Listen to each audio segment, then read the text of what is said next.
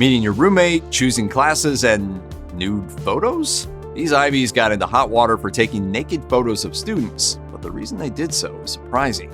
Freshman orientation always includes a few boring events, meetings about all the dormitory rules you're going to break, overviews of the university code of conduct, advising sessions, yada yada yada. Let me start the party yet?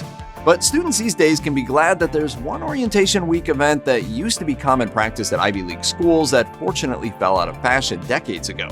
According to the New York Times, universities like Yale, Harvard, Princeton, and other elite institutions used to require freshmen to take nude photos as part of a study on posture. While Harvard took such photos from the 1880s all the way to the middle of the 20th century, most of the universities involved snapped their troves of pervy pics from the 1940s to the 1960s.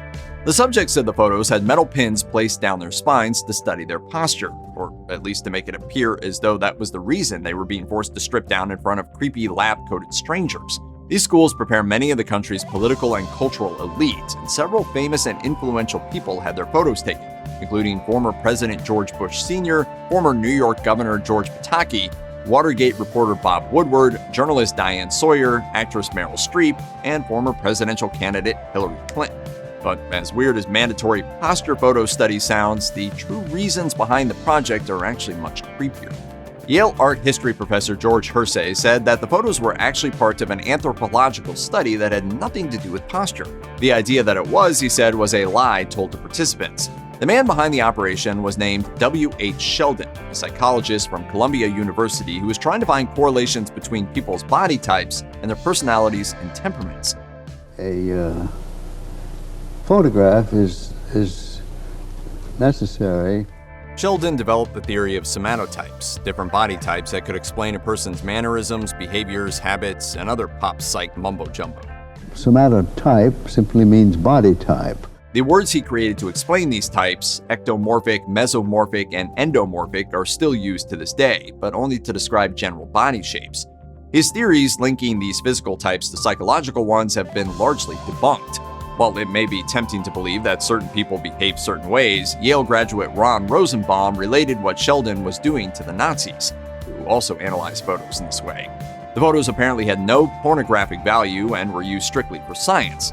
The project ended up sounding too much like now disproved pseudoscience eugenics, and by the end of his life, Sheldon's theories and studies were no longer accepted by the upper echelons of U.S. academia that had previously espoused them.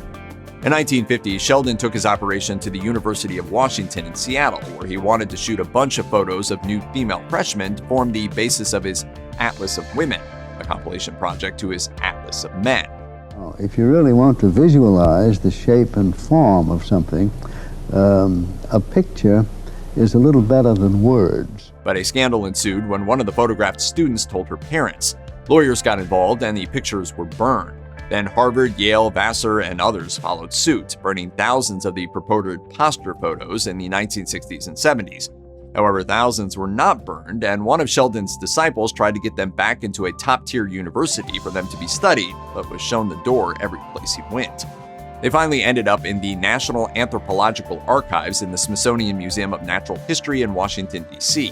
They were accompanied by documents revealing that they had been used to relate smoking to masculinity, and other documents revealed that while not exactly on the level of Nazis, Sheldon sure was a racist.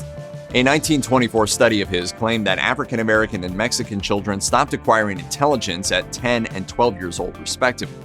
A week after publishing the findings of those photos and documents, the New York Times reported that the Smithsonian had sealed the stash of nudes for good. A historian who had his photo taken at Yale in the 60s said he couldn't understand why the museum kept the nudes in the first place.